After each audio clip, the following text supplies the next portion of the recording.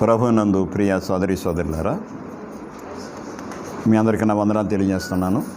అలాగే దేవుడు మనకి ఇచ్చిన సమయాన్ని బట్టి దేవునికి నా కృతజ్ఞతలు తెలియపరుచుకుంటున్నాను.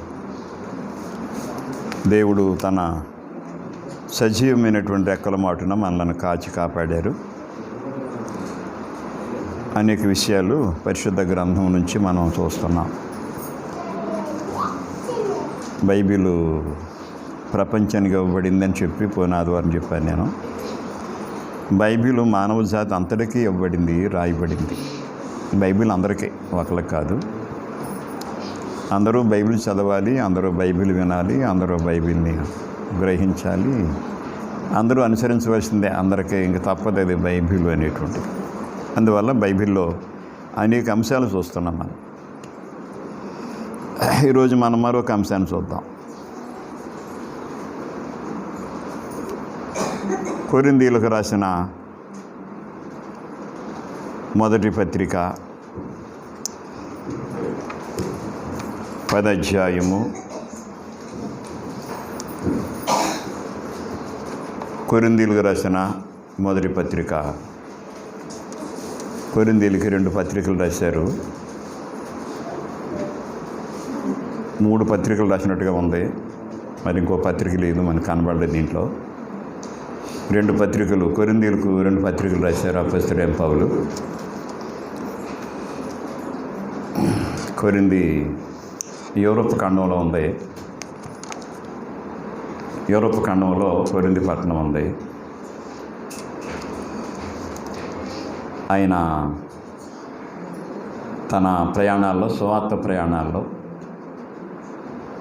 అపోస్తలుడైన పౌలు సువార్త ప్రయాణం చేశారు. ఆయన 4 సువార్త ప్రయాణం చేశారు. 4 సువార్త ప్రయాణాల్లో ఆయన 2వ సువార్త ప్రయాణంలో కొరింథీ పట్టణానికి వచ్చి సువార్త ప్రకటించాడు. ఆయన కొరింథీ పట్టణంలో చాలామంది క్రైస్తవులు అయ్యారు. అక్కడ ఆయన సంవత్సరంన్నరే ఉన్నారు. 6 నెలలు అక్కడ సువార్త పనిచేశాడు ఆయన ప్రయాణంలో. 10వ అధ్యాయము 14వ వచనం. క్రైస్తవులు అయ్యారు చాలామంది. అక్కడ చాలామంది క్రైస్తవులు ఉన్నారు. అక్కడ క్రీస్తు సంఘం ఉంది. సంవత్సరంన్నర కష్టపడి సువార్త చేశాడు ఆయన. సంవత్సరంలో సువార్త చేసిన తర్వాత ఆయన అక్కడి నుంచి బయలుదేరి వెళ్ళిపోయాడు. తర్వాత కొంతమంది సోదరులు సంఘాన్ని కొనసాగించారు ఆ పనిని. చూద్దాం 14వ వచనం. కాబట్టి నా ప్రియులారా, అక్కడ ఉన్న సోదరి సోదరులకి ఉత్తరాన్ని రాస్తున్నాడు. విగ్రహారాధనకు దూరముగా పారిపోండి. విగ్రహారాధనకు దూరముగా పారిపోండి అని ఉందండి. పారిపోండి. బుద్ధిమంతులతో మాట్లాడినట్లు మీతో మాట్లాడుచున్నాను. నేను చెప్పు సంగతిని మీరే ఆలోచించుడి. మనము దీవించి ఆశీర్వచన పాత్రలోనిది త్రాగుట క్రీస్తు రక్తంలో పాలు పుచ్చుకున్నటే కదా. మనం విరిసి రొట్టె తినుట క్రీస్తు శరీరములో పాలు పుచ్చుకున్నటే కదా. మనమందరం ఆ ఒకటే రొట్టెలో పాలు పుచ్చుకొనుచున్నాము. రొట్టె ఒకటే కనుక అనేకులమైన మనం ఒక్క శరీరమై ఉన్నాము. శరీర ప్రకారమైన ఇశ్రాయేలును చూడుడి. బలి అర్పించిన వాటిని తినువారు బలిపీఠముతో పాలువారు కారా? ఇక నేను చెప్పినదేమి?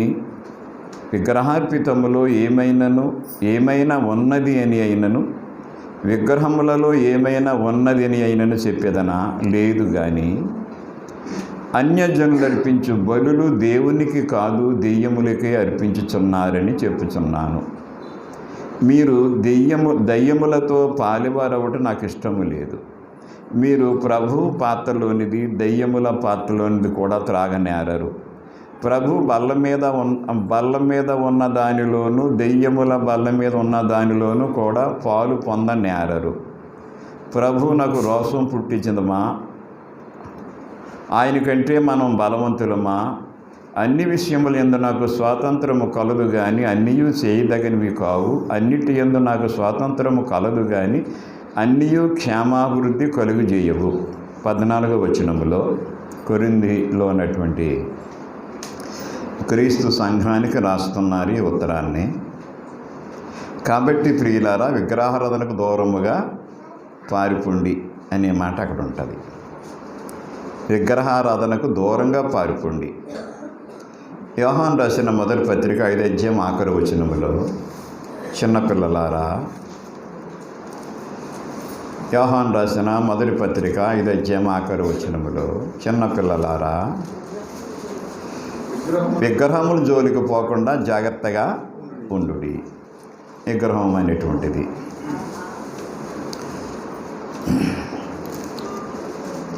8వ అధ్యాయానికి రండి. కొరింథీయులు రాసిన మొదటి పత్రిక 8వ అధ్యాయం 7వ వచనం చదువుతాను. 7వ వచనం, అయితే అందరి యందు జ్ఞానము లేదు, కొందరు ఇదివరకు విగ్రహమును ఆరాధించేవారు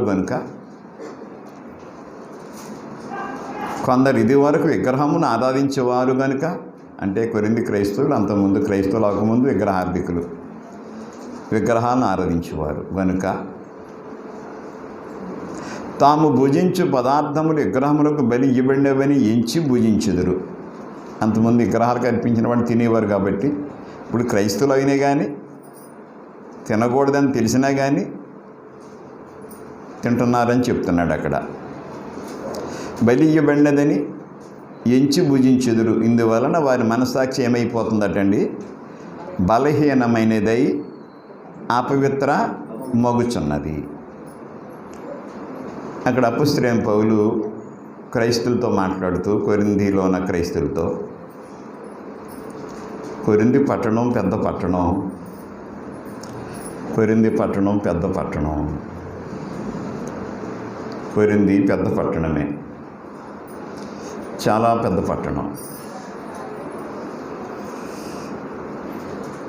మీకు తెలిసి ఇంచుమించు భారతదేశం లాగే యూరోప్ ఖండాల్లో కొన్ని ప్రాంతాలు భారతదేశం లాంటి దేశాలే అవి కూడా. అక్కడ క్రైస్తవులు అయ్యారు అనుకుంటే చాలా కష్టంతో క్రైస్తవులు అయ్యారు వాళ్ళు. ఎందుకంటే వాళ్ళు విగ్రహార్థికులు అయి ఉన్నారు. అందువల్ల వాళ్ళు త్వరగానే విగ్రహాలకి అర్పించినవి తినడానికి ఏమీ వెనక చేయరు అనేటువంటిది మనకి 7వ వచనంలో చూపిస్తున్నాడు. అయితే అందరి యందు జ్ఞానం లేదు. తింటే ఏమైందిలే, తింటే ఏమైంది, అక్కడేముంది, దాంట్లో ఏముంది అనే భావం రావచ్చు. జ్ఞానం కాబట్టి, జ్ఞానం ఉంది కాబట్టి ఇక్కడ చెప్తున్నాడు. జ్ఞానాన్ని బట్టి వాళ్ళు ఏం చేస్తున్నారంటే, దాంట్లో ఏముంది, విగ్రహం కదా, విగ్రహాలకి ఏం ప్రాణం లేదు కదా, అందులో ఏముంది, అర్పించి తింటే మాత్రం మనకి ఏమైపోద్ది అనేటువంటి భావన చాలామందికి వస్తుంది. ఎందుకంటే కొరింథీలో ఉన్నటువంటి క్రైస్తవులు అంతకుముందు ఆ స్థితిలో ఉన్నవాళ్ళు కాబట్టి ఇప్పుడు వాళ్ళు ఏం చేస్తున్నారంటే విగ్రహాలకు అర్పించిన వాటిని నేను భోజనం చేస్తున్నారు. చెప్తున్నాడు చూడండి, 4వ వచనములో 8:4 విగ్రహములకు బలిగా అర్పించిన వాటిని తినుట విషయం. లోకమందు విగ్రహం ఒట్టిదని, ఒక్కడే దేవుడు తప్ప వీరొక దేవుడు లేడని ఎరుగుదము. చూస్తున్నాం, ఆకాశమందైనను భూమి మీదనైనను దేవతలు అనబడి ఉన్నాను, మనకు ఒక్కడే దేవుడు ఉన్నాడు. ఆయన తండ్రి, ఆయన నుండి సమస్తము కలిగిన, ఆయన నిమిత్తం మనమున్నాము. మరియు మనకు ప్రభు ఒక్కడే, ఆయన యేసుక్రీస్తు. ఆయన ద్వారా సమస్తమును కలిగిన, మనం ఆయన ద్వారా కలిగిన వారము. ఇప్పుడు విగ్రహాలకు అర్పించిన వాడిని తినుటి విషయంలో మాట్లాడుతున్నాడు అపోస్తలుడైన పౌలు. విగ్రహాలకు అర్పించిన వాడిని తినటం జాగ్రత్తగా చూడండి. మీరు విగ్రహారాధనకు దూరంగా పారిపోండి. చిన్నపిల్లలారా, విగ్రహముల జోలికి పోకుండా జాగ్రత్తగా ఉండండి అని యోహాను పత్రికలో రాయబడింది. చివరిలో ఇక్కడ 10:14 రాయబడింది. చూద్దాం. దేవుడిచ్చిన 10 ఆజ్ఞల్లో మొదటి 2 ఆజ్ఞలు దీనికి సంబంధించిన ఆజ్ఞలే. విగ్రహారాధనకు సంబంధించిన ఆజ్ఞలు నిర్గమకాండం, నిర్గమాకాండం 20 అధ్యాయంలో కొంచెం మనం ప్రియ సోదరులారా విగ్రహారాధన గురించి మాట్లాడుతున్నాం. అంటే విగ్రహాలకు అర్పించిన వాటిని క్రైస్తవులు తినొచ్చా తినకూడదా? క్రైస్తవులు విగ్రహారాధన దూరంగా పారిపోమన్నాడు. విగ్రహములు జోలికి పోకుండా జాగ్రత్తగా ఉండమని చెప్పాడు యోహాను పత్రికలో. మన అంశం ఏంటంటే విగ్రహానికి అర్పించిన వాడిని తినొచ్చా తినకూడదా? విగ్రహానికి అర్పించిన వాడిని తినొచ్చా తినకూడదా క్రైస్తవులు? చూద్దాం వాక్యంలో, జాగ్రత్తగా చూద్దాం. నిర్గమకాండం 20 అధ్యాయం. నిర్గమకాండం 20 అధ్యాయంలో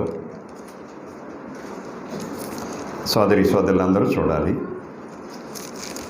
20 అధ్యాయంలో 1 నుంచి చదువుతాను. దేవుడి ఆజ్ఞలన్నీ వివరించి చెప్పాను. నీ దేవుడినైన యెహోవాను నేనే నీ దేవుడినైన యెహోవాని. నీ దేవుడినైన యెహోవాను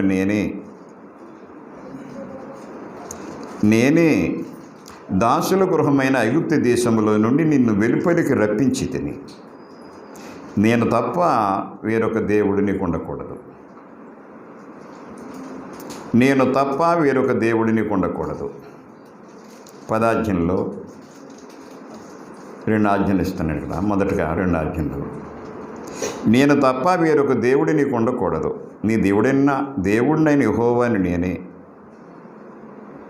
4వ వచనం. పైన ఆకాశమందే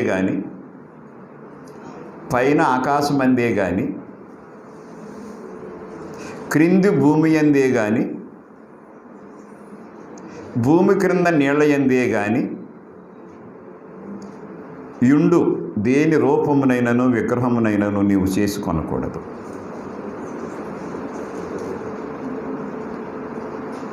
వాటికి సాగిలపడకూడదు. వాటిని పూజింపకూడదు. యాలయనగా ఎందుకు అలా చేయకూడదంటే, మీరు యాలయనగంటే ఎందుచేతనంటే, నీ దేవుడినైన యెహోవానగు నేను రోషం గల దేవుడును. నేనెవరినంటే నీ దేవుడినైనా యెహోవానగు నేను రోషము గల దేవుడను. చూడాలి, జాగ్రత్తగా చూడండి. మీరు విగ్రహారాధన దూరంగా పారిపోండి కొరింథీయులకు రాస్తున్నాడు ఆయన. యోహాను పత్రికలో మీరు చిన్నపిల్లలారా విగ్రహముల జోలికి పోకుండా జాగ్రత్తగా ఉండండి. ఆ మాటల్లో ఆ వచనాలు చదువుతున్నప్పుడు ఏదో ప్రమాదం ఉంది అన్నమాట. ఏదో పెద్ద ప్రమాదం ఉంది. చిన్నపిల్లలారా విగ్రహం జోలికి పోకుండా జాగ్రత్తగా ఉండండి అని చెప్పాడంటే ఏదో ప్రమాదం, చాలా పెద్ద ప్రమాదం ఉన్నట్టుగా ఆ మాట మనకి అర్థం ఇస్తూ ఉంది. ఇక్కడ 2 ఆజ్ఞలు ఏంటంటే, మళ్ళోసారి చదువుతాను. నీ దేవుడైనా యెహోవాను నేనే. నేను తప్ప వేరొక దేవుడు నీకు ఉండకూడదు. పైన ఆకాశం అందే కానీ క్రింది భూమి అందే కానీ, జాగ్రత్తగా చూడాలి, క్రింది భూమి అందే కానీ పైన ఆకాశం అందే కానీ క్రింది భూమి అందే కానీ భూమి క్రింద నీళ్ళ అందే కానీ ఉండు దేని రూపమునైనను విగ్రహమునైనను చేసుకొనకూడదు. వాటికి సాగిల పడకూడదు. వాటిని పూజింపకూడదు. బైబిల్లో విగ్రహారాధన అనేది దుర్నీతితో దుర్మార్గతతో నిండినటువంటి దానికి సంబంధించి కనపడుతూ ఉంటుంది. దుర్నీతితో దుర్మార్గతతో సంబంధం కలిగి ఉన్నట్టుగా కనబడుతుంటుంది మనకి. ఇక్కడ దేవుడు ఆజ్ఞలు ఇస్తున్నాడు. 10 ఆజ్ఞలు 2 ఆజ్ఞలు విగ్రహాలకు సంబంధించి. 5వ వచనం. యాలయనగా, మీరందరూ బైబిల్ జాగ్రత్తగా చూడండి. ఇది చిన్న అంశంలాగా ఉంటుంది కానీ పెద్ద అంశం. ఇది చాలా పెద్ద అంశం కానీ చూడటానికి చిన్న అంశంలాగా ఉంటుంది. ఒకవేళ మీరు ఏమైనా తేలిగ్గా తీసుకుంటారేమో కానీ తేలిగ్గా తీసుకోకండి ఎవరన్నా. ఇది చాలా పెద్ద అంశం. ఏలయనగా నీ దేవుడినైన యెహోవానగు నేను రోషము గల దేవుడను. నన్ను ద్వేషించు వారి విషయంలో 3-4 తరముల వరకు, ఒకవేళ నన్ను ద్వేషించడం అంటే విగ్రహాన్ని పెట్టుకుంటే, విగ్రహాన్ని చేసుకుంటే, విగ్రహానికి సాగిలపడి మొక్కితే, పూజిస్తే,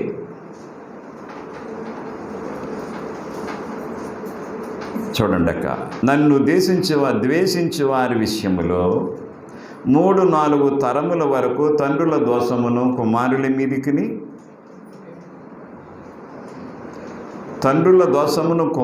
మీదికి రప్పించుచు, నన్ను ప్రేమించి నా ఆజ్ఞలు గైకొను వారిని 1000 తరముల వరకు కరుణించి వాడినై ఉన్నాను. జాగ్రత్తగా ఈ వచనాలు జాగ్రత్తగా చూడాలి.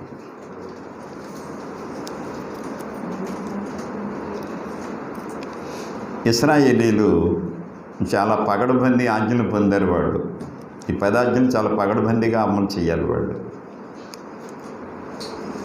అయితే వాళ్ళు చెదిరిపోయినప్పుడు ఆయా దేశాలు చెదిరిపోయారు. విగ్రహారాధన దేశాలకు చెదిరిపోయినప్పుడు వాళ్ళు విగ్రహార్థికుల సలహాలను తీసుకున్నారు. వాళ్ళ మధ్యలో ఉన్నారు కాబట్టి వాళ్ళ సలహాలను తీసుకున్నారు. వారి సలహాలు తీసుకోవడమే కాకుండా వాళ్ళు ఏం చేశారంటే వాళ్ళని ప్రేరణ పొందారు. వాళ్ళ వల్ల ప్రేరణ పొంది వాటిని అంగీకరించి వెంటనే ఆ విషయాల్ని అభ్యసించారు. చాలా సులువు వస్తాయి కదా, విషయాలు చాలా సులువు ఉంటాయి. అవి చాలా సులువుగా ఉంటాయి, అందంగా ఉంటాయి, సరదాగా ఉంటాయి. కార్యక్రమం చాలా ఆడంబరంగా జరుగుతుంటుంది. చాలా ఆడంబరం ఉంటుందండి. అక్షంతలు ఇలాగైతే సరిపోదు, ఆడంబరం ఉండదు దానికి. అక్షంతలు ఇలాగే వేయరండి, చేతులు పట్టుకుని ఇలాగే వేస్తుంటారు. కొంచెం ఆడంబరం చేస్తుంటారు. ఇలాగే వేయొచ్చండి అక్షంతలు, కానీ అలాగే వేయరండి, ఎలా పట్టుకుని ఇలా చేస్తుంటారు. అక్షంతలకి దండం కూడా పెట్టుకుంటూ అక్షంతలు వేస్తుంటారు. ఎందుకంటే దీన్ని ఆడంబరం చేస్తారు, చిన్నదాన్ని పెద్ద చేస్తుంటారు. భీముడు కాదు కానీ భీముడు వేసమేస్తారు కదా, భీముడు వేసమేస్తాడు. ఆ చేతిలో గద ఉంటుంది, అది కాగితాలు గద, అది వేసం వేసాడు అనమాట. ఆడంబరం కాబట్టి భీముడిలాగా వేసాడు. భీముడు కాదు అతను. చాలా కార్యక్రమాలు ఎలా ఉంటున్నాయంటే చాలా ఆడంబరంగా ఉంటాయండి. ఆడంబరం కోసం ప్రజలు ఏం చేస్తుంటారంటే నిరాడంబరం విడిచిపెట్టేస్తుంటారు. ఆడంబరం కావాలి కదా అని చెప్పి నిరాడంబరం తీసేస్తారండి. జాగ్రత్తగా చూడాలి. విగ్రహార్థికుల సలహాలు తీసుకొని ప్రేరణ పొంది వాటిని అంగీకరించి వెంటనే వాటిని అభ్యసించారు. అందువల్ల అప్పుడు ఏమైందంటే వాళ్ళకి దుర్నీతి దుర్మార్గంతో కలిసిపోయినట్టు సంబంధం కలిగినట్టుగా కనబడుతుంటుంది. మనం బైబిల్ చదువుతున్నప్పుడు మీరు ఇంటికి వెళ్ళిన తర్వాత యెహెజ్కేలు గ్రంథాన్ని 23 అధ్యాయం చదవడం ఎంత ఘోరంగా ఉంటుంది. అక్కడ చాలా ఘోరంగా దేవుడు మాట్లాడుతుంటాడు ఇజ్రాయేల్ తోటి, యోధా వారితోటి.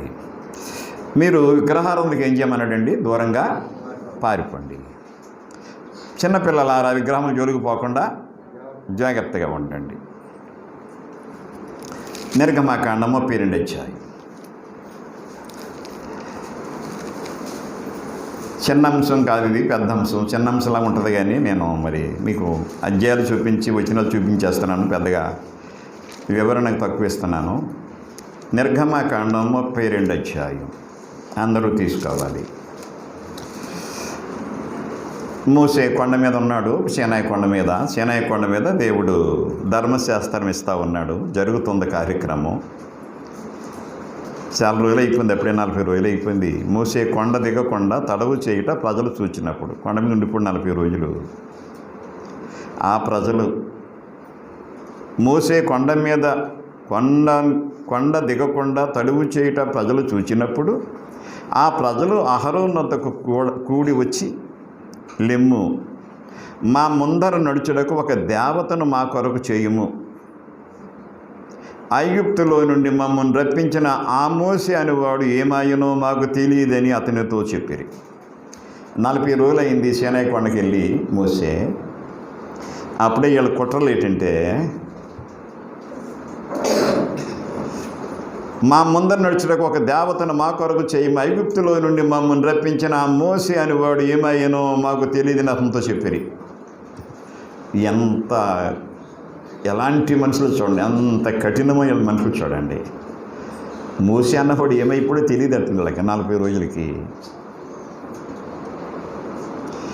ఐగుప్తులో నుండి మమ్మల్ని రప్పించిన ఆ మోసే అనేవాడు ఏమయ్యానో మాకు తెలియదు అతనితో చెప్పిరి. జనం అందరూ ఏకమైపోయారు, లక్షల మంది కదా, జనం ఏకమైపోయి అహరోను మీద పడ్డారు వీళ్ళు. నేను అనుకుంటాను, ఎందుకంటే అహరోను కూడా అంతకుముందు విగ్రహాధికుడే కదా, విగ్రహాలు అమ్మేవారు కదా వాళ్ళు.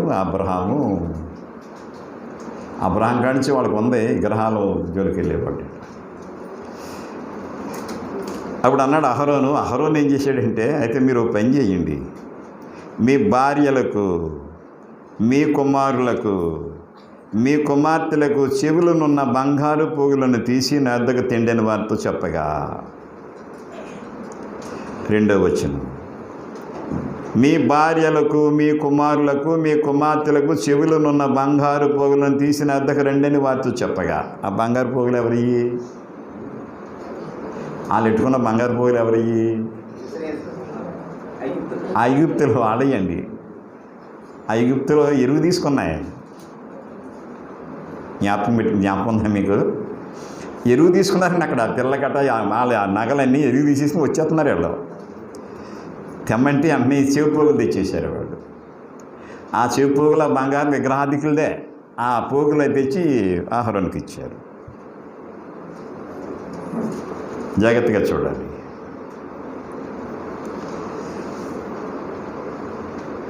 ప్రజలందరూ తమ చెవులకున్న బంగారు పోగులను తీసి అహరోను వద్దకు తెచ్చిరి. అతడు వారి యొద్ద వాటిని తీసుకొని పోగరతో రూపముని ఏర్పరిచి దానిని పోత పోసిన దూడగా చేశాడు. అప్పుడు వారందరూ ఓ ఇశ్రాయేలు, ఐగుప్తు దేశంలో నుండి నిన్ను రప్పించిన నీ దేవుడు ఇదే అనిరి.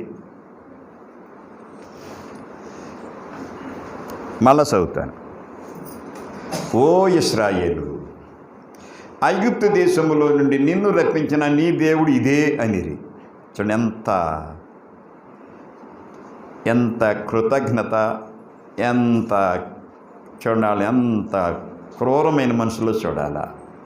అందుకే ముందు చెప్పాను, విగ్రహారాధన ఎల్లప్పుడూ కూడా దుర్నీతితో, దుర్మార్గంతో సంబంధం కలిగి ఉంటుంది. దుర్నీతి, దుర్మార్గంతో నిండిపోయి ఉంటుందండి విగ్రహారాధన. వారు ఓ ఇశ్రాయేలు, ఐగుప్తు దేశంలో నుండి నిన్ను రప్పించిన నీ దేవుడు ఇదే అనిరి.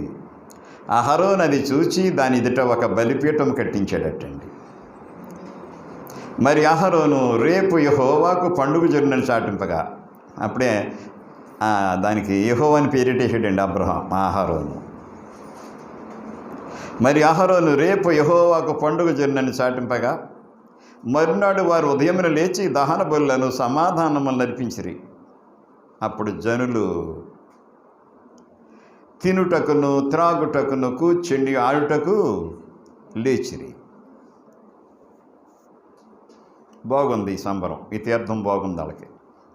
అదేం తీర్థం? రోజు పదార్థంలో ఈ గొడవ ఆ గొడవ, చాలా గొడవ ఉంది, చాలా బాగుంది. తినడానికి బాగుంది, త్రాగడానికి బాగుంది, కూర్చుని ఆడటానికి బాగుంది. ఆడలేదు, మగలేదు, ఇంకా ఏమీ లేకుండా వాళ్ళు చక్కగా తీర్థం చేస్తున్నారండి. కాగా యెహోవా మోసేతో ఎట్లనెను, నీవు దిగి వెళ్ళుము, ఐగుప్తు దేశం నుండి నువ్వు రప్పించిన నీ ప్రజలు చెడిపోయిరి. నువ్వు రప్పించిన ప్రజలున్నా చూశారు, చెడిపోయారు. నువ్వు రప్పించిన ప్రజలు ఏమైపోయారు? చెడిపోయారు. చెడుకు సంబంధించిందండి విగ్రహారాధన అనేది, చెడుకు సంబంధించింది. నేను వారికి నియమించిన త్రోవ నుండి త్వరగా తొలగిపోయి, ఎంతో సాయం 20 అధ్యాయానికి 32 అధ్యాయానికి ఎంత ఇంకా జరుగుతున్న విషయాలు. దానికి నేను వారికి నియమించిన త్రోవ నుండి త్వరగా తొలగిపోయి పదార్థం తప్పిపోయేవాడు. తమ కొరకు పోత పోసిన దూడను చేసుకొని దానికి సాగిలపడి బలి నర్పించి, ఓయి ఇశ్రాయేలు, ఐగుప్తు దేశంలో నుండి నేను రప్పించిన దేవుడు ఇదే అని చెప్పుకునేది. వాళ్ళందరూ కూడా ఐగుప్తుని తప్పించిన దేవుడు ఇదే అన్నారండి. ఎంత మారిపోయి చూడండి, ఎంత త్వరగా మారిపోయింది. మరి యెహోవా ఇట్లనెను, నేను ఈ ప్రజలను చూసి ఉన్నాను, ఇదిగో వారు లోబడనొల్లని ప్రజలు, చెడిపోయారు వాళ్ళు, వారు లోబడరు, ఎంతకాలమైన లోబడినట్టుంటారు కానీ లోబడిన ప్రజలు వీళ్ళు అన్నాడు. కావున నువ్వు ఊరకుండు. మా అడ్డు చెత్తాడు మళ్ళీ మోసే, అది దేవా అలా చంపేస్తావా ఇలా చంపేస్తాం, అడ్డు వచ్చేస్తాడండి, అడ్డు వచ్చేస్తాడండి. మళ్ళా నువ్వు ఊరకుండుకో ముందు చెప్పేస్తున్నాడు దేవుడు, నా కోపం వారి మీద మండును, నేను వారిని కాల్చివేసి నిన్ను గొప్ప జనంగా చేస్తాను. మోసేతో చెప్పగా, నేను వాళ్ళని కాల్చేస్తాను, నేను మాత్రం గొప్ప జనం చేస్తాను, కంగారు పడుకుంటున్నాడు. మోసే తన దేవుడైన యెహోవాను బతిమాలుకొని, యెహోవా నీవు మహాశక్తి వలన బాహుబలం వలన ఐగుప్తు దేశంలో రప్పించిన నీ ప్రజల మీద నీ కోపం మండనేలా? ఆయన కొండలలో వారిని చంపునట్లును భూమి మీద నుండి వారిని నశింపజేయనట్లును కీడు కొరకే వారిని తీసుకొని పోయిన ఐగుప్తీయులు ఎలా చెప్పుకోవాలి? అప్పుడు ఐగుప్తులు ఏం చెప్పుకుంటారంటే, ఏదో గొప్ప దేవుడు అన్నారు, అరణ్యుని తీసిపోయి ఎక్కడో తీసిపోయి చంపేసేడాలని అని చెప్పి చెడ్డ పేరు వస్తుంది ఐగుప్తుల దగ్గర అంటున్నాడు. నీవు నీ ప్రజలకు ఈ కీడు చేయక దాని గురించి సంతాపపడుము అని అడుగుతున్నాడు, దేవుడిని అడుగుతున్నాడు. నీ సేవకులైన అబ్రహామును ఇస్సాకును ఇశ్రాయేలును జ్ఞాపకం చేసుకొనుము, నీవు వారితో ఆకాశ నక్షత్రం వలె మీ సంతానం అభివృద్ధి చేసి నేను చెప్పిన ఈ సమస్త భూమిని నీ సంతానంకి ఇచ్చేదనని వారు నిరంతరము దానికి హక్కుదారులోకి తిరిగి వారితో నీ తోడని ప్రమాణం చేసావు కదా, మరి ప్రమాణం మారిపోతావా నువ్వు? అంతటా యెహోవా తన ప్రజలకు చేసేదనని చెప్పిన కీడు గురించి సంతాపడ్డాడు. మళ్ళీ కీడు చేయకూడదని ఆలోచన చేశాడట. మరి మోసే గారు ఈ విషయాలన్నీ జ్ఞాపకం చేశాడు దేవుడికి. మీరు గమనించాలి, మనం కిందకు వస్తే వాళ్ళు చేసినటువంటి ఆ విగ్రహం ఆరాధన వల్ల ఎంత నష్టం జరిగిందో మనకి కింద చూస్తాం. ఓసారి కొరింథీయులకు రాసిన మొదటి పత్రిక వచ్చేయండి, 10వ అధ్యాయం. కొరింథీయులకు రాసిన మొదటి పత్రిక 10వ అధ్యాయంలో, ప్రియ సోదరి సోదరులారా, కొరింథీ క్రైస్తులతో మాట్లాడుతూ మీరు విగ్రహానికి దూరంగా పారిపోమన్నాడు, విగ్రహం జోలికి పోకుండా జాగ్రత్తగా ఉండమన్నాడు. కొరింథీ 10వ అధ్యాయానికి వస్తాం. 7వ వచనం, జనులు తినుటకును త్రాగుటకును కూర్చుని ఆటకు లేచిరని వ్రాయబడినట్టు వారిలో కొందరి వలె మీరు విగ్రహాంతకులై ఉండొద్దు. వారు విగ్రహాంతకులై ఉన్నారు. 32వ అధ్యాయం ఇప్పుడు మళ్ళీ జ్ఞాపకం చేస్తున్నాడు కొరింథీ క్రైస్తవులకి అపోస్తలుడైన పౌలు. వారిలో కొందరి వలె మీరు విగ్రహాంతకులై ఉండకండి. చూడండి, అక్కడ బుద్ధిమంతులతో మాట్లాడుతున్నాను మీతోటి. చూడండి అక్కడ, మరియు వారి వలె మనం వ్యభిచరింపంగా ఉందము. వారిలో కొందరు వ్యభిచరించినందున ఒక్క దినమున 23,000 మంది చచ్చిపోయారు వాళ్ళు. మనము ప్రభువును శోధింపగా ఉందము. వారిలో కొందరు శోధించి సర్పముల వల్ల నశించిరి. మీరు సనగకుడి, వారిలో కొందరు శనిగి సంహారకుని చేత నశించిరి. ఈ సంగతులు దృష్టాంతములుగా వారికి సంభవించి యుగాంతమందున్న మనకు బుద్ధి కలుటకే వ్రాయబడిను. తాను నిలుచుచున్నానని తలంచుకునేవాడు పడకుండినట్లు జాగ్రత్తగా చూచుకొనవలెను. నువ్వు నిలుచున్నావు అనుకుంటావు, కానీ నేను నిలుచున్నానని తలంచుకునేవాడు పడకుండినట్లు జాగ్రత్తగా చూసుకోవాలి. అందువల్ల కాబట్టి నా ప్రియులారా, విగ్రహారాధనకు దూరంగా పారిపోండి. బుద్ధిమంతులతో మాట్లాడుతున్నాను మీతోటి. నేను విగ్రహారాధనకు దూరంగా పారిపోవాలి. మీరు విగ్రహారాధన అనేది చాలా ప్రమాదకరమైనటువంటి సంగతి. అది చాలా ప్రమాదకరమైంది. 8వ అధ్యాయానికి రండి. మళ్ళీ కొరింథీ 8వ అధ్యాయం 7వ వచనం, అయితే అందరి యందు జ్ఞానము లేదు. కొందరు ఇది వరకు గ్రహములకు ఆరాధించేవారు కనుక తాము పూజించే పదార్థములే గ్రహములకు బలి ఇవ్వబడినవని ఎంచి పూజించెదరు. ఇందువలన వారి మనస్సాక్షి బలహీనమైనదై అపవిత్రమగుచున్నది. గ్రహాలకు బలి ఇవ్వబడింది ఎందుకంటే వాళ్ళతో స్నేహం చేశారు. వాళ్ళు ఇచ్చింది తినకపోతే, వాళ్ళని గౌరవించకపోతే వాళ్ళ స్నేహం విడిచిపెట్టేస్తారు. ఈ మధ్యన చాలామంది మీరు యేసుప్రభువుని నమ్ముకున్న వాళ్ళు ఇల్లు ఇవ్వని అంటున్నారు. అందరూ మీరు యేసుప్రభువుని నమ్ముకున్నారా, ఇల్లు ఇవ్వము అని చెప్పేస్తున్నారు. ఖచ్చితంగా కొంతమంది బోర్డు పెడేస్తున్నారండి. ఈ ఇల్లు క్రైస్తవులకు ఇవ్వబడదు అని బోర్డులు ఉన్నాయి చాలా చోట్ల టౌన్లో. ఎందుకంటే మీరు ప్రార్థన చేస్తారు, ఎందుకంటే మీరు మీటింగ్లు పెడతారు, మీరు పూజలు చేయరు కాబట్టి మేము ఇల్లు ఇవ్వమని చెప్పేస్తున్నారు. ఇవ్వట్లేదు చాలామంది కాదు, మొత్తం ఇవ్వట్లేదు ఎవరు. ఎందుకంటే ప్రార్థన చేస్తారటండి. విగ్రహములకు బలి ఇవ్వబడినదని ఎంచి భుజించెదరు, ఇందువలన వారి మనస్సాక్షి బలహీనమైనదై అపవిత్రమగుచున్నది. భోజనమును బట్టి దేవుని ఎదుట మనం మెప్పు పొందము. తినకపోయినందున మనకు తక్కువ లేదు, తిన్నందున మనకు ఎక్కువ లేదు. అయినను మీకు కలిగి ఉన్న ఈ స్వాతంత్ర్యం వలన బలహీనులకు అభ్యంతరం కలగకుండా చూసుకొనుడి. ఇవాళ అనగా జ్ఞానం గల నీవు విగ్రహాలయంలో భోజ పంక్తిని కూర్చుండగా ఒకడు చూచిన ఎడల బలహీనమైన మనసాక్షి గల నిన్నో మొన్న నమ్ముకున్నాడు, నువ్వు భోజనం అలా విగ్రహాలలో కూర్చుని వాళ్ళ మధ్యలో కూర్చుని చక్కగా భోజనం చేస్తున్నావు మాంసంతో. చూశాడు ఇతను, నిన్న మొన్న క్రైస్తుడయ్యాడు. ఒకడు చూచిన ఎడల బలహీనమైన మనసాక్షి గల అతడు, అతను ఇంకా బలపడలేదు, మనసాక్షి బలమైంది కాదు, ఇంకా బలహీనం ఉంది. అతడు విగ్రహములకు బలి ఇవ్వబడిన పదార్థములను తింటకు ధైర్యం తెచ్చుకుంది కదా. ఇప్పుడు ఏడు అతను 10 ఏళ్ళ క్రితం అతనే చక్కగా భోజనం చేస్తున్నాడు, ఆ పంక్తిలో కూర్చుండి మరి నేనేంది భోజనం చేయకూడదు అనుకుంటాడట. అందువల్ల ఎవరి కొరకు క్రీస్తు చనిపోయినా బలహీనుడైనా ఆ నీ సహోదరుడు నీ జ్ఞానం బట్టి నశిస్తాడు. నువ్వేమనుకుంటున్నావంటే దాంట్లో ఏముంది తినచ్చు, కానీ నీ జ్ఞానాన్ని బట్టి వాడు ఏమవుతున్నాడంటే అతను నశించిపోతున్నాడట. ఇలాగూ సహోదరులకు విరోధముగా పాపం చేయటం వలనను వారి బలహీనమైన మనసాక్షిని నొప్పించటం వలనను మీరు క్రీస్తునకు విరోధముగా పాపము చేయవరగుతున్నారు. కాబట్టి భోజన పదార్థముల వలన నా సహోదరునికి అభ్యంతరం కలిగిన ఒకవేళ నా భోజనం చేస్తున్నది కొంతమందికి అభ్యంతరం అయితే, నా సహోదరునికి అభ్యంతరం కలుగకుండాటికై నేను ఎన్నటికీ మాంసం తిన్నాను. మొత్తం తినకుండా మాంసం మానేస్తాను. నేను తినే మాంసం వల్ల ఎవరికైనా అభ్యంతరం అయితే నేను మాంసం తినడం మానేస్తాను చెప్పేసాడు ఆయన. నేను ఎప్పుడు తిన్నాక మాంసం అన్నాడైతే. మీరు విగ్రహాల జోలికి పోకుండా జాగ్రత్తగా ఉండాలి. మీరు విగ్రహారాధనకు దూరంగా పారిపోండి అని చెప్పేస్తున్నాడు. దేవుని వాక్యములో ఆలోచన చేద్దాం. దేవుని వాక్యము కీర్తనల గ్రంథం 115. కీర్తనల గ్రంథం 115వ కీర్తన, 115వ కీర్తన అందరూ చూడాలి.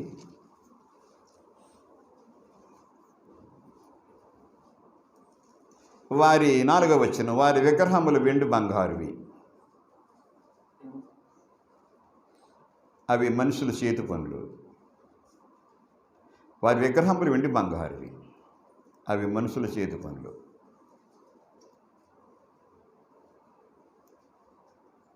వారి విగ్రహములు వెండి బంగారువి, అవి మనుషుల చేతి పనులు. వాటికి నోరుండియు పలుకవు, కన్నులుండియు చూడవు, చెవులుండియు వినవు, ముక్కులుండి వాసన చూడవు, చేతులుండి ముట్టుకొనవు, పాదములుండి నడవవు, గొంతుకుతో మాట్లాడవు. 4 నుంచి 7 వచనాలు. వారి విగ్రహములు వెండి బంగారువి, అవి మనుషుల చేతి పనులు. వాటికి నోరుండి పలుకవు, కన్నులుండి చూడవు, చెవులుండి వినవు, ముక్కులుండి వాసన చూడవు, చేతులుండి ముట్టుకొనవు, పాదములుండి నడవవు, గొంతుకుతో మాట్లాడవు. 8వ వచనం. వాటిని చేయువారును వాటి నమ్మిక ఉంచే వారందరూ అటువంటి వారై ఉన్నారు. 7వ వచనం, 8వ వచనం మళ్ళా చదువుతాను. వాటిని చేయువారును వాటి యందు నమ్మిక ఉంచే వారందరూ అటువంటి వారై ఉన్నారు. ఇశ్రాయేలీయులారా, యెహోవాను నమ్ముకొనుడి, ఆయన వారికి సహాయము, వారికి కేడెము. అహరోను వంశస్థులారా, యెహోవాను నమ్ముకొనుడి, ఆయన వారికి సహాయము, వారికి కేడెము. యెహోవా యందు భయభక్తి గల వారులారా, యెహోవా యందు నమ్మిక ఉంచుడి, ఆయన వారికి సహాయము, వారికి కేడెము. యెహోవా మమ్మను మర్చిపోలేదు, ఆయన మమ్మల్ని ఆశీర్వదించెను. ఆయన ఇశ్రాయేలీయులను ఆశీర్వదించెను, అహరోను వంశస్థులను ఆశీర్వదించెను. చూడండి, పిన్నలనేమి పెద్దలనేమి తన యందు భయభక్తులు గల వారిని యెహోవా ఆశీర్వదించెను. ఎవరైతే యెహోవా యందు నమ్మకం కలిగి ఉంటారో, పిన్నలనేమి పెద్దలనేమి ఆయన ఎందుకు భయభక్తులు గల వారిని ఆయన యెహోవా ఆశీర్వదించెను. యెహోవా మిమ్మును మీ పిల్లలను వృద్ధి పొందించెను. భూమి ఆకాశం సృజించిన యెహోవా చేత మీరు ఆశ్రయించబడిన వారు.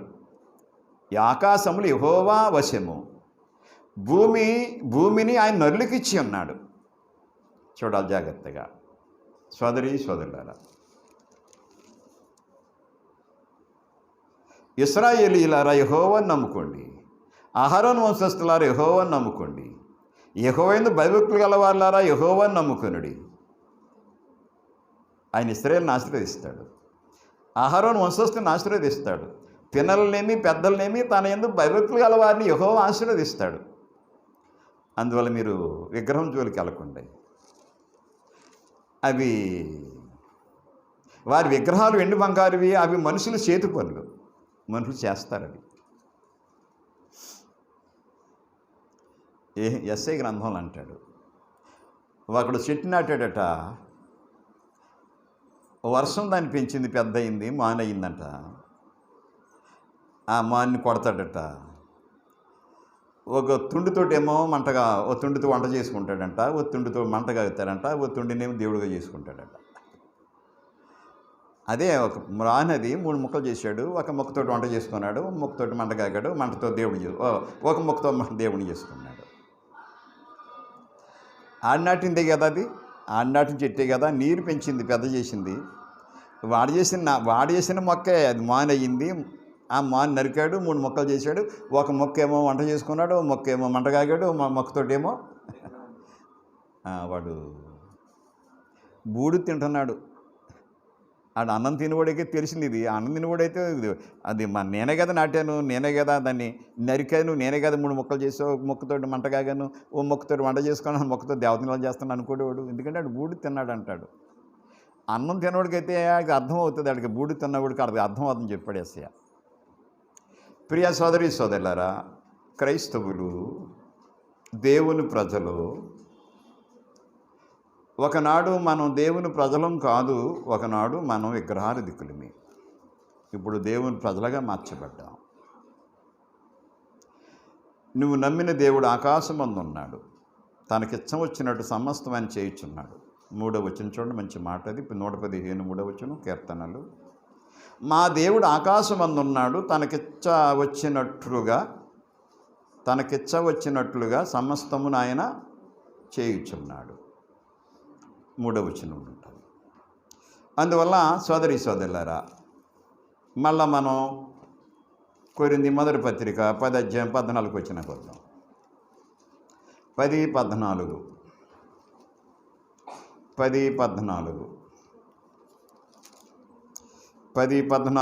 కాబట్టి నా ప్రియులారా, విగ్రహారాధనకు దూరంగా పారిపోవుడి. దానివల్ల ఎంత నష్టం ఉందో చెప్పాడు. దేవుని కోపం రగులుకుంటుంది వాళ్ళ మీద. కొరింథీయులు రాసిన మొదటి పత్రిక 6వ అధ్యాయంలో, కొరింథీయులు రాసిన మొదటి పత్రిక 6వ అధ్యాయంలో, లేక 5వ అధ్యాయంలో, ఇప్పుడైతే సహోదరుడు అనబడిన వాడు ఎవడైనా జారుడు కానీ, లోభి కానీ, విగ్రహాధికుడు కానీ, తిట్టుబోతు కానీ, త్రాగుబోతు కానీ, దోచుకునేవాడు కానీ అయ్యినట్లయితే అటు వాంతో సాంగత్యం చేయకూడదు, భుజింపనకూడదని మీకు రాయిస్తున్నాను. ఒకవేళ ఎవరైనా క్రైస్తువులు అయిన తర్వాత మళ్ళీ ఈ పనులు చిక్కుకున్నట్లయితే వాళ్ళతో కలిసి మీరు భోజనం చేయొద్దు, వాడిని పక్క పెట్టమన్నాడు దేవుడు. 6వ అధ్యాయం 9వ వచనం. అన్యాయస్తులు దేవుని రాజ్యమునకు వారసులు కాన్నారని మీకు తెలియదా? మోసపోకుడి.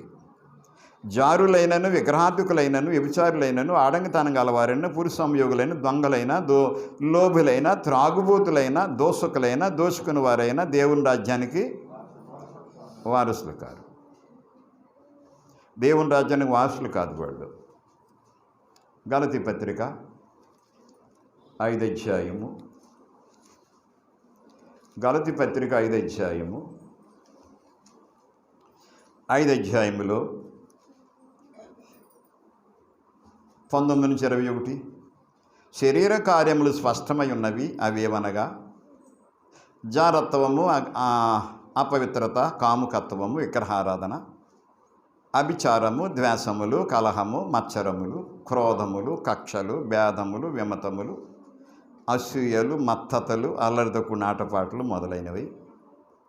వీటిని గురించి నేను మునుపు చెప్పిన ప్రకారం ఇట్టి వాటిని చేయవారు దేవుని రాజ్యమును స్వతంత్రించుకొనరని మీతో స్పష్టంగా చెప్పుచున్నాను. ప్రకటన గ్రంథం 21 అధ్యాయం 8వ వచనం. ప్రకటన గ్రంథం 21 అధ్యాయం 8వ వచనం. 21 అధ్యాయం 8వ వచనం. పిరికివారును, అవిశ్వాసులను, అసహ్యులను, నరహంతకులను, వ్యభిచారులను, మాంత్రికులను, విగ్రహారాధికులను, వ్యభిచారులను, మాంత్రికులను, విగ్రహాధికులను, అబద్ధికులందరినీ అగ్ని గంధకములతో మండుగుండములో పాలు పొందుదురు. ఇది రెండవ మరణం. అందుకు నా ప్రియ సోదరులారా, విగ్రహార్థం దూరంగా పారిపోండి అని కొరింథీయులకు చాలా అపోస్తలుడైన పౌలు మాట్లాడుతున్నాడు. మీరు విగ్రహాల జోలికి పోకుండా జాగ్రత్త పడమంటున్నాడు యోహాను పత్రికలో. చాలా విషయాలు ఉన్నాయి బైబిల్ అంతట్లో. విగ్రహారాధన అనేది మనుషుడు చేతులతో చేసుకునే పనులు. అవి మనుషుడు చేతులతో తయారు చేసుకున్న దేవుళ్ళు ఆ విగ్రహాలు. కనుక దేవుడు ఆకాశం మందు ఉన్నాడు. ఆయన ఆకాశం నుంచి ఆయన పరిపాలన చేస్తున్నాడు. ఆయన స్థానం పరలోకం. అందువల్ల సోదరులు, క్రైస్తవులు జాగ్రత్తగా ఉండాలి. అందరితో చక్కగా ఉండాలి, కానీ జాగ్రత్త పడాలి. ఏ విషయాల్లో జాగ్రత్త పడాలి, ఏ విషయంలో స్నేహం చేయాలి, ఆ జ్ఞానం క్రైస్తవులందరికీ ఉంది. క్రైస్తవులందరికీ తెలుసు ఆ జ్ఞానం ఉంది.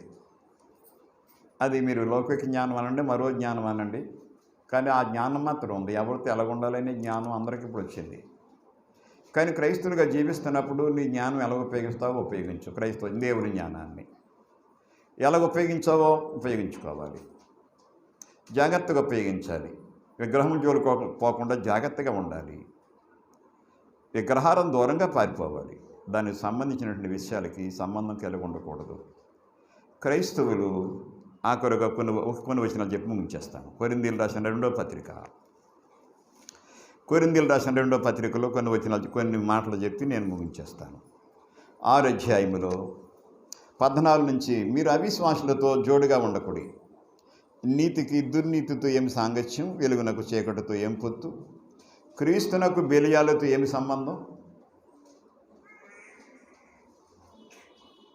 అవిశ్వాసతో విశ్వాసకి పాలెక్కడిది, దేవుని ఆలయమునకు విగ్రహములతో ఏం పొందిక. మనము జీవము గల దేవుని ఆలయమై ఉన్నాం. అందుకు దేవుడు ఇలాగూ సెలవిచ్చున్నాడు, నేను వారిలో నివసించి సంచరింతును, నేను వారి దేవుణ్ణి ఉందును, వారు నా ప్రజలై ఉందురు. కావున మీరు వారి మధ్య నుండి బయలువెడలి ప్రత్యేకంగా ఉండుడి, అపవిత్రమైన దాన్ని ముట్టకుడని ప్రభువు చెప్పుచున్నాడు.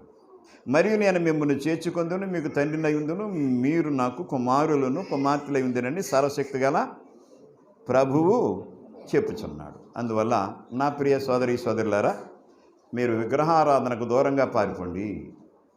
విగ్రహం జోలు పోకుండా జాగ్రత్తగా ఉండండి. మీ అందరికీ వందనాలు.